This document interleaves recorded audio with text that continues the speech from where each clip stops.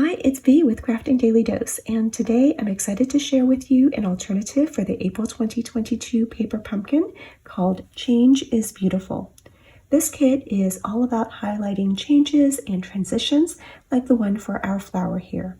And I thought that a waterfall card would be a perfect way to show that in action. So watch what happens when you pull the tab.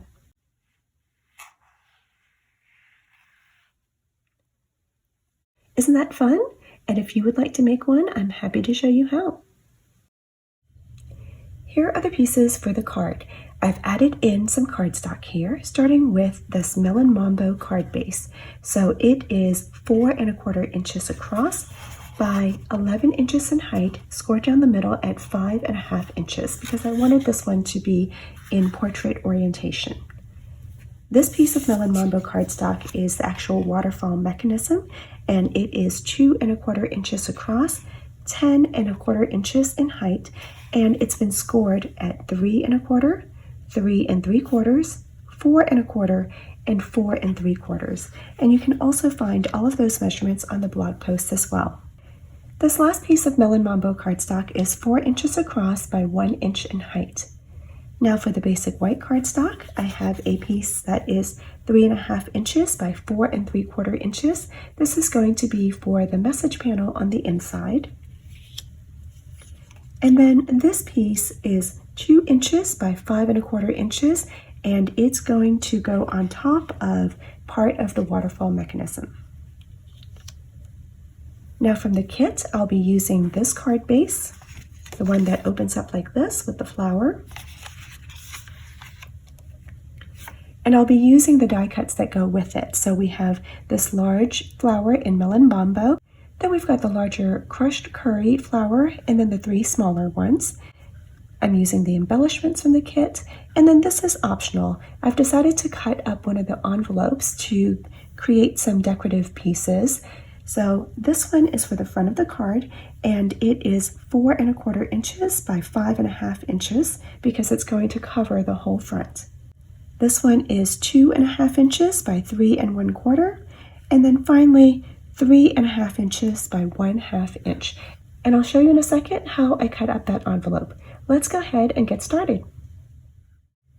Let me show you how I cut up the envelopes to use for decoration. Now remember, that's completely optional because you might want to save these to use as actual envelopes. But if you do want to cut it, this is how I usually do it.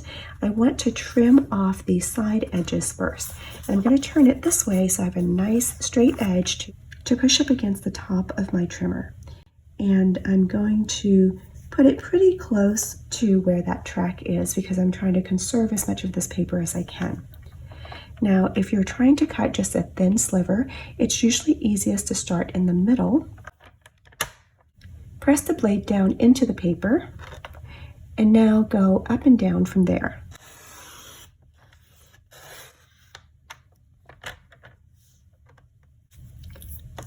That's usually easier than trying to start at the top or at the bottom because when you do that, that blade is going to initially hit up against a lot of resistance. Now I'm going to do the other side, and I'll flip this over so that I still have a nice flat edge up there at the top.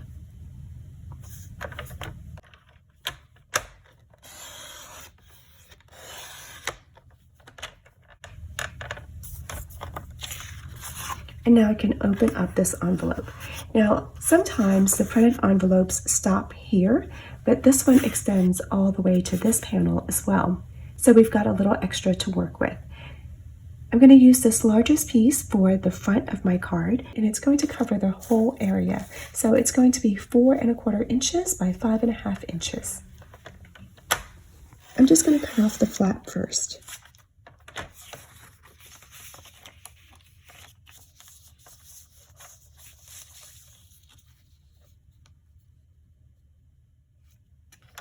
I'm going to cut it at 4 1/4 inches.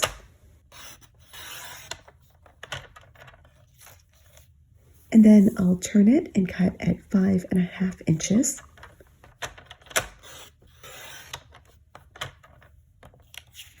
And now here's my largest piece. And then I need 2 more pieces.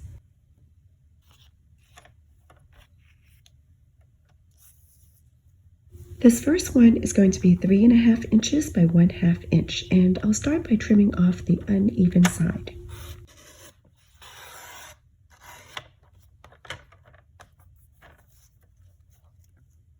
So first I'm trimming that off, and then I'm going to go to the 1/2 inch mark.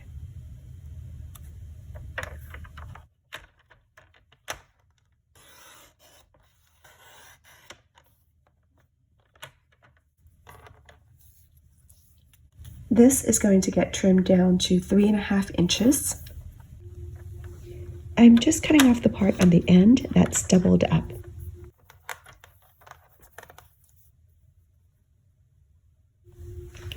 And then I'll cut at 3.5 inches.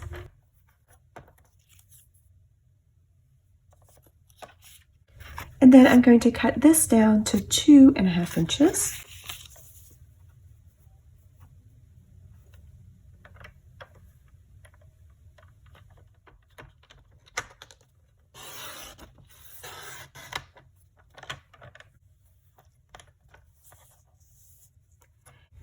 Here I've got a little ridge where the envelope was glued together, so I'm going to trim that off.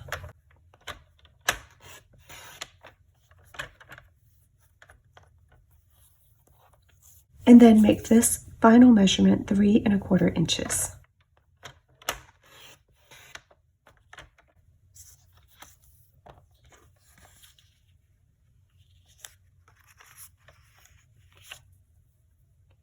So these are the measurements that I'm using, and then I still have some from the envelope flap and a little piece here that I could use for something else if I wanted to. Now that we've done the envelope, let's go ahead and prepare this card base from the kit. The first thing that I'm going to do is to cut off a section from the top so that the remaining height is only 3.25 inches. So to do that, I'm going to turn it clockwise. So now the top of the card is over here on my right, and I'm going to put it down at 3.25 inches.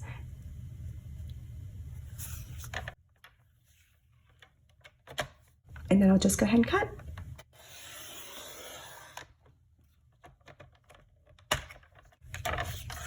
So this is the section that has come off, and you can save that for something if you'd like. Now I'll turn it back, and what I'm going to do is to cut along the 2 pre-existing score lines. Now if you're struggling to see those score lines, it helps to go ahead and fold them and reinforce them with the bone folder first. That helps to make it look more obvious.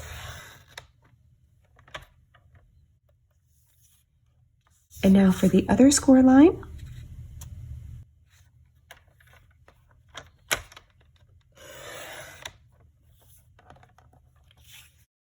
Now we've got these 2 panels that are about 2.5 inches in width. Now, depending on how the score lines are, you may end up with one that is a little bit wider than the other, and if that's the case, go ahead and trim it down because you want that to be even.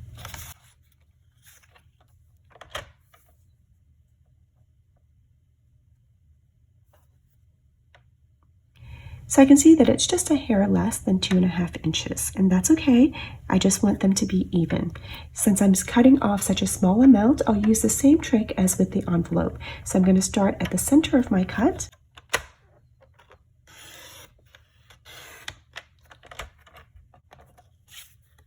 And now let's see. Okay, that's good. Now I'm going to go ahead and cut this panel as well. So I want to preserve as much of this flower as possible, and it just so happens that if you cut right at the edge of this leaf and right at the edge of this leaf, it's going to be about 2.5 inches. Now, if I'm not sure whether this is lining up with the center of my track or not, I can use a little sticky note and put that where that leaf is, just kind of barely covering up that leaf. And now it's going to be a lot easier for me to line that up with my blade.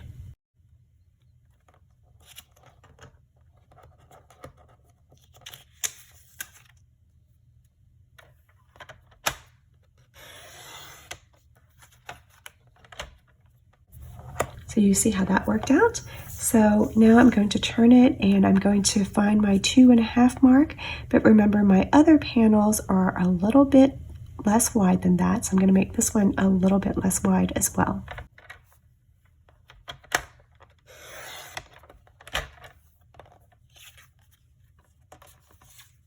And check that up.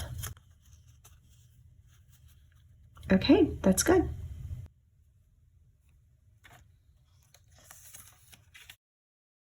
Now on this last panel, I'm going to just cut from the end here. So I'm going to turn it this way and put that end at about 2.5, a smidge less, just like the other panels, and then I'll go ahead and cut that.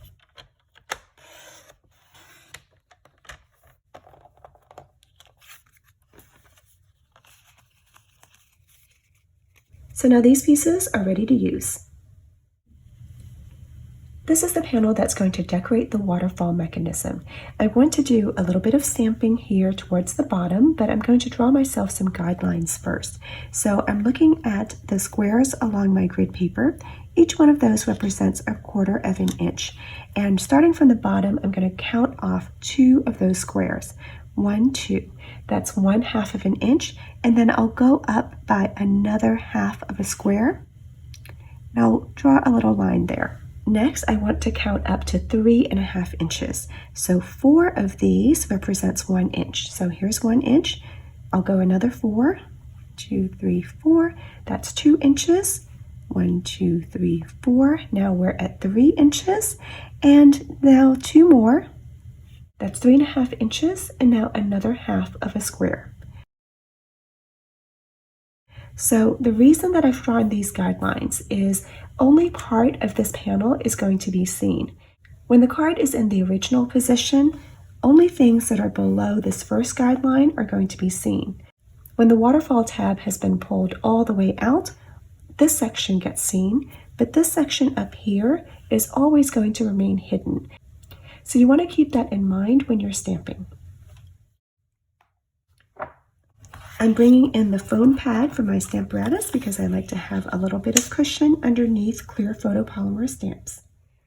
I'm going to use this stamp, but I only want to use the bottom part that's got these rows of V's because to me it looks kind of like arrows that are pointing downwards. That's going to let your recipient know that they should pull on that tab. So here I have a sticky note and I'm going to first line it up with that line. That's my guide and only things down here are going to be seen. Then I'm going to move it down a little bit and press it down, trying to keep that edge parallel to the bottom of the panel. I've inked up my stamp with the Melon Mambo ink from the kit. And then I'm going to stamp it so that the design on the top row stamps onto my sticky note, which I'm using as a mask. Then when I move the mask away, I'm left with just the part that I want. I'm keeping the stamping simple here, and I'm just going to put my sentiment in the middle of this center section, and I'm using Memento Tuxedo black ink.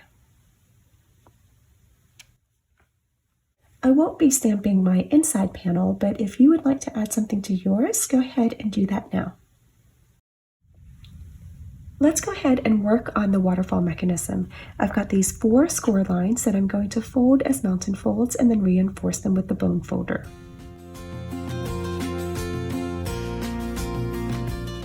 Actually, it doesn't really matter which direction that you fold them in, as long as they're facing the same way.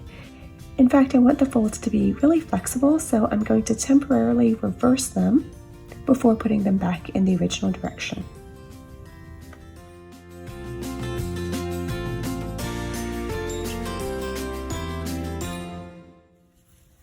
We're ready to put our images onto the waterfall.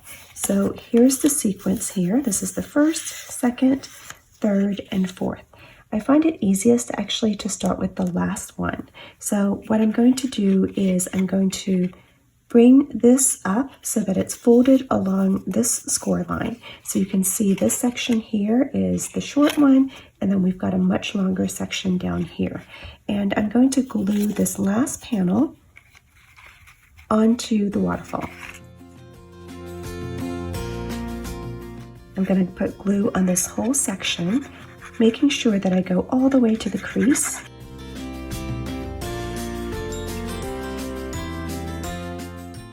Now my panel is going to be a little bit wider than the waterfall, so I'm going to fold it like this, and I'm going to place my panel on top, but I'm actually looking at it from the other side because that's easier for me to gauge and center it.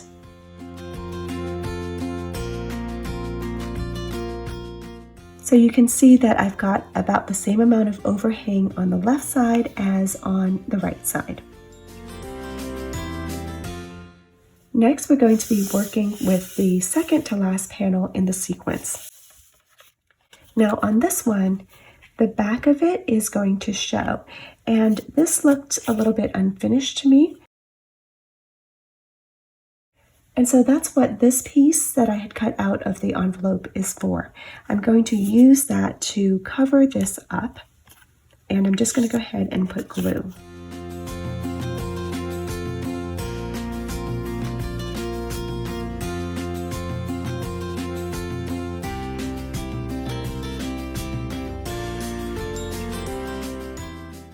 And I'm checking to see my envelope piece ended up being a little bit bigger, so I'll use my snips to neaten that up.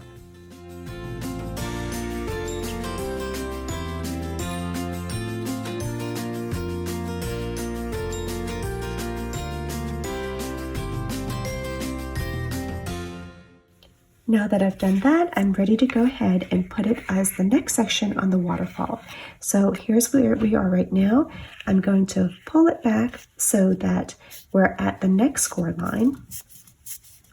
And I'm going to put glue just on this section here.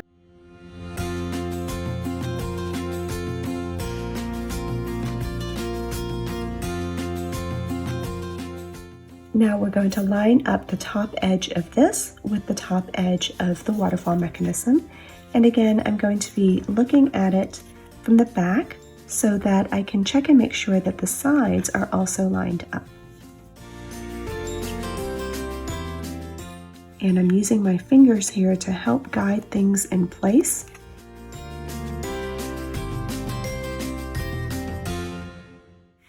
So that's what we have so far. Now we're going to scoot it up by one more score line. Now on the last two panels, the backs are already decorative, and so I'm going to leave those alone. I'm going to glue this panel the same way.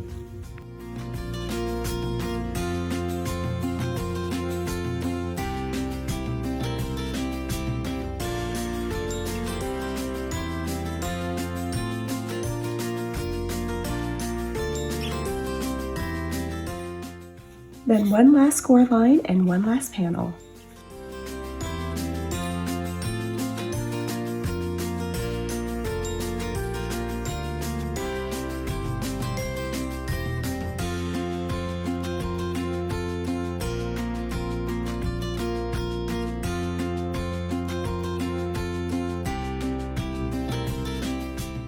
You can already start to see how that's going to work. Next, we've got this strip of cardstock that we are going to place on the back of the last panel. So right across here. I'm going to put some glue. I want to be careful not to put it too far.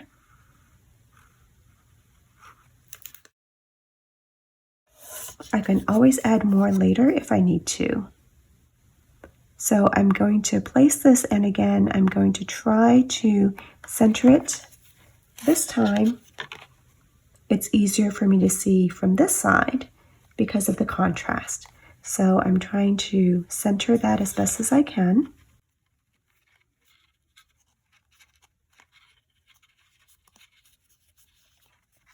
Now, because I was conservative about how much glue I put, you can see that that top edge doesn't have enough. So I've got a little scrap here that I'm not going to use for anything else. I'll go ahead and put some glue on the edge of that. And then I'll use this as my applicator to sneak in some additional glue.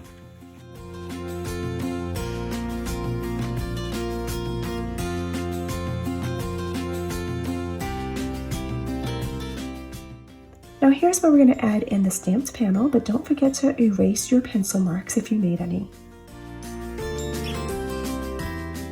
You can use glue here or Stampin' Seal.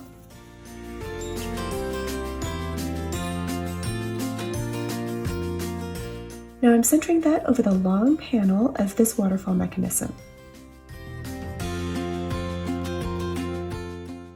So now this is in place. We can fold this back over. And our mechanism is ready to go. I'm going to move it aside so that I can prepare the card base. I'm using Stampin' Seal here, and I'm going to put it onto the card base itself so that I don't risk crinkling up the envelope since the Stampin' Seal is so sticky. The envelope piece is going to cover the whole thing, so it's fine to go all the way to the edge since it won't show.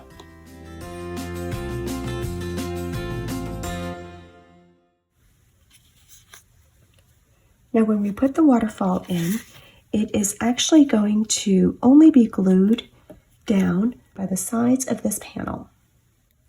So I just want to check that everything looks like it's pretty well aligned, like that. And now I will turn this over so I can see those sides, and I'll go ahead and put glue on them.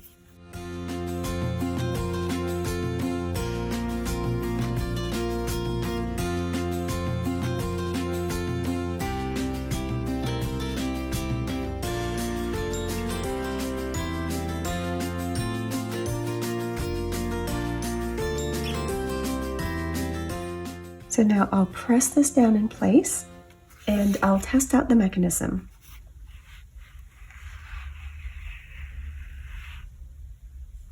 And now on the bottom you can see that message. Now that I know the mechanism is working, I'm going to go ahead and put my die cut on this last panel.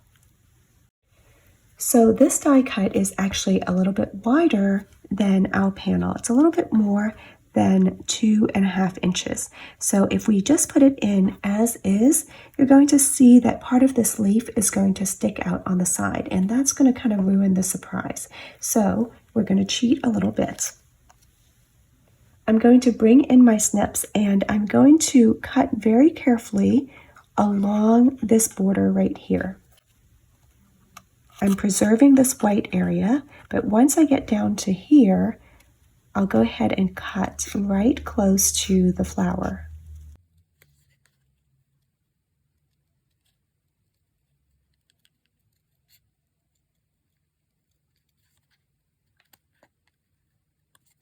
And then I'll come in from this angle, and I'm just preserving that little white bit around the leaf. There you go. So the flower, if we turn it like this, it's now going to fit inside the panel.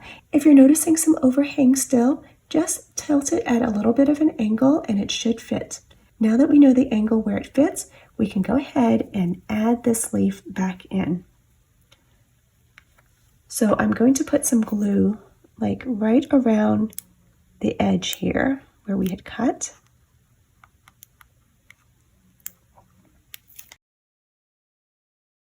And I'm going to tuck the leaf back in, but push it in further than it had been initially.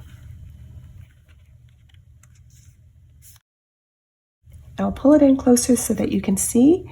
I'm going to try to line up this white space here so that it's a little bit less obvious that we did a little bit of surgery on that die cut.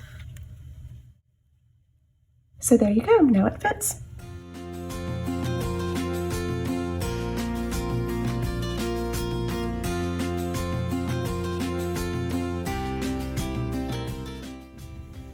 And now I'll bring in the large crushed curry flower and 2 of the smaller ones. I'm saving that last one for the inside. And I'll go ahead and arrange them. And if you had trouble with your seam right there and it's a little too obvious, you can always use one of these to strategically cover that up. And I'll finish gluing those in place. Just testing that mechanism again. Still works smoothly. And then I'm going to add a couple of embellishments here because then it looks kind of like they're fasteners.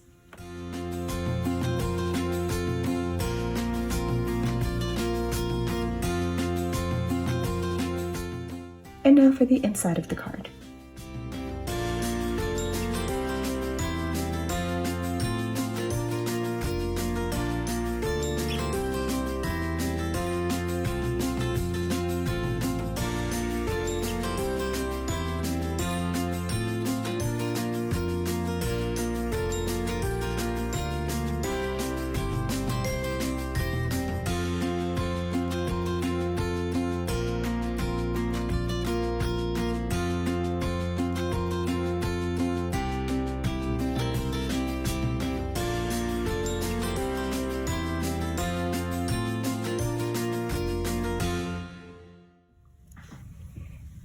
Now, one small detail that you can add is to take one of the dimensional foam stickers and stick it to just a little scrap of paper. It doesn't have to be very big, just big enough to cover the whole dimensional. Then I'm going to go ahead and peel off the remaining backing, and I'm going to tuck it in underneath this pull tab. Kind of wedge it in there. Show you where I'm at. So something like that. The reason is so that that's going to keep this a little bit elevated. You can see it when you're looking at it from the edge. That just makes it easier for your recipient to grab onto it and be able to pull. There's our finished card. We've got a decorated panel on the inside that also helps to balance out some of the weight from the front. And here we've got our waterfall mechanism that reveals a beautiful flower and a beautiful message. Thank you so much for watching. I hope that you've enjoyed this dose of creativity. If you get a chance to try out the project, I would love to see it, so please share it in my Facebook group, or if you're sharing elsewhere, don't forget to tag me. If you're interested in Paper Pumpkin and don't yet have a demonstrator, you can find the subscription link as well as all of my other links in the description box below. I hope to craft with you again next time, and until then, have a great day.